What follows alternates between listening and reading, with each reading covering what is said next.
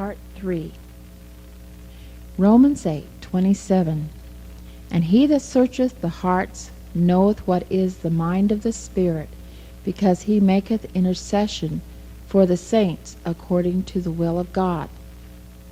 I enjoyed high school. It became a challenge to me. I wanted to prove that I could be more than a C-average student. My talents were writing and dramatics, and I plunged into these areas with abandonment. The students recognized me more by my various stage names than by Diane Pete, calling me Mrs. Fig Newton or Your Ladyship. I ate it up. My dad had given me the impression that I was a disappointment to him, and I wanted so much to please him. The enemy of my mind caused me to think that I was fat and not very pretty. Yet to my surprise, when I look at my pictures from those years, I see a pretty normal weight teenager. I see that the father of lies had done a great job of convincing me that I was impossible to look at. This makes me so angry at the devil. During these growing up years, there had been an undercurrent of sorrow and marital stress between Mom and Dad, and I had felt the tension of their struggles, carrying it inside me. I loved each of them intensely, and fear moved in waves upon my soul that one day our home would be broken. Lots of emotions were changing in my life. Of course, it is that time of life for any teenager. Yet I began to suffer bouts of depression, and I would regress. Mom would deal with my waywardness as moms do best, and I wouldn't respond. I would just look at her in silence. No matter how much she disciplined me with the hairbrush or paddle, Mom would get so upset because I was so stone-faced. I was finding myself in a helpless condition. I felt trapped. If I was quiet with Mom, I was absolutely the opposite with my brothers and sister. I'm sure I caused them distress and fear when I would explode in violent screams, my temper so out of control. I was so unpredictable. I asked my brothers if they could tell me how I treated them during that time. Bob told me he always remembered me as being loving and kind to him. Bless him. Love covers a multitude of sins. 1 Peter 4:8. And above all things have fervent charity among yourselves, for charity, love, shall cover the multitude of sins. Around the time of my 16th birthday, I had gone out and found a church to attend. It seemed the thing to do.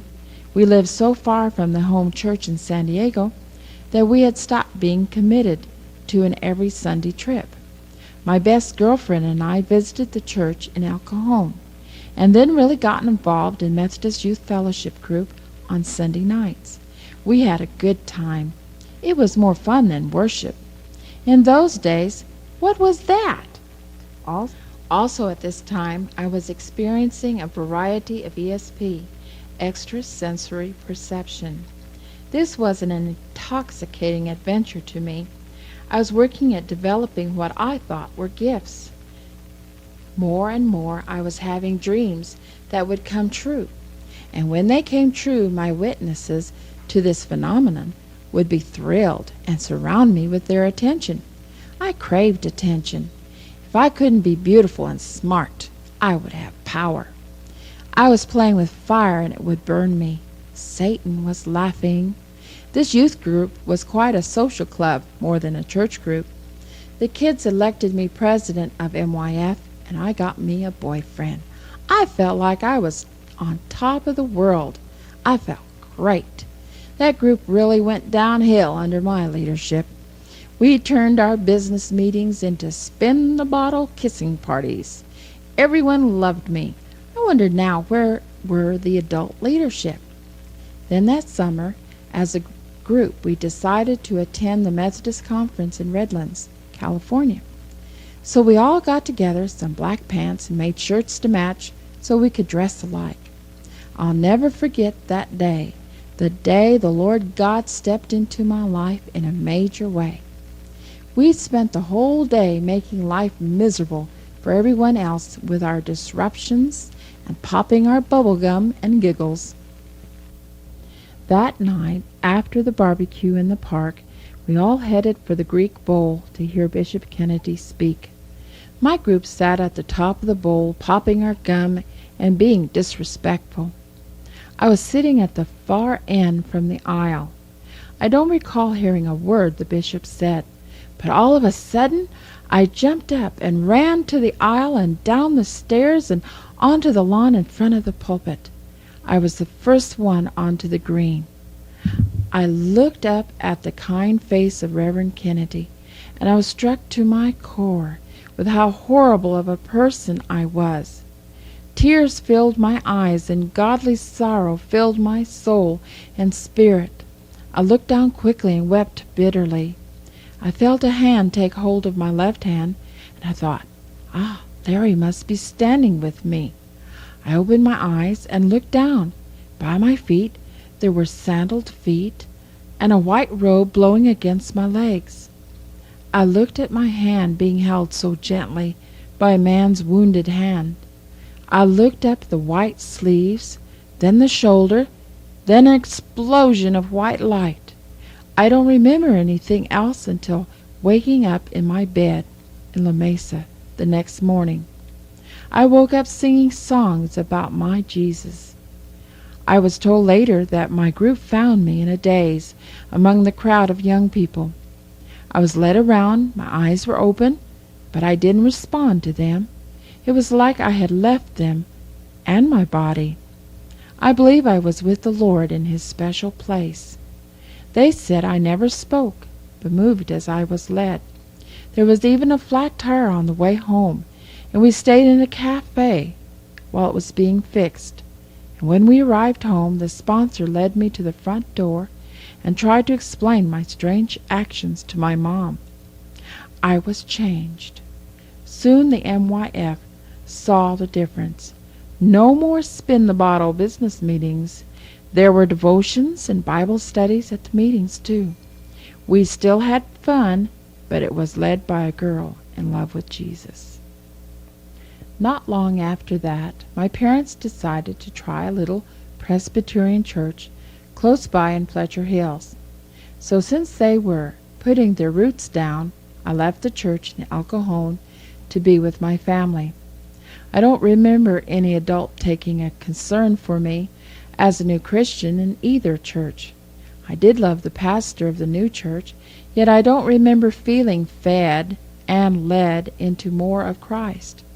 So after a little while I again began to wilt on the vine. Baby lambs need to be fed the sincere milk of the Word by mother sheep. 1 Peter 2:2 and 3. As newborn babes desire the sincere milk of the Word, that ye may grow thereby, if so be ye have tasted that the Lord is gracious. From then on, I didn't spend too much time thinking about the goodness of God. I was busy doing things juniors and seniors do in high school, making a name for myself among my friends, yet daily slipping into more emotional problems. Pressure at home and school was building up. Satan had not been happy about my encounter with the Prince of Peace, so he was pouring on the pressure in the battle over my life. He had attempted to drown me in the ocean when I was 14, even threw in a school of sharks and a strong undercurrent, but one of the Lord's angels had rescued me just in time. This experience did add some more fear to me. My baggage already had too many spirits of fear. To this day I panic in deep water. Close to graduation, I visited with my school counselor about the idea of me going to junior college. He felt I was too unstable to handle a college program, but I insisted. In my mind, I felt if I didn't go to college, I would be a failure. So in September of 1961, I was the 13th student to enroll in the new Grossmont Junior College. I decided I wanted to major in sociology and become a social worker, By midterm, the administration put me on probation for failing classes. As I look back, I see I was a serious socialite, more than a sociology major. How sad. I was also engaged to my first love, someone I had been in love with since I was 16. He was in the army, and he had said he felt a call on his life to be a pastor. The reason for telling this background is so you can understand the blow Satan was about to slam me with on my 19th birthday. I knew BT was coming home around my birthday, and it was coming up soon. Maybe he would bring me a ring, and we could make plans. Maybe I should not have forced myself into this college. April 8th landed on a Sunday, and still no word from BT. Mom and Daddy suggested we go to Trinity M in San Diego for a special treat for me. Well, BT was there at church, and my heart raced, while Mom asked him home for dinner that evening. After dinner, we went for a drive out in the mountains, and we stopped and talked. I thought this was it. How could I love anyone else as much as BT?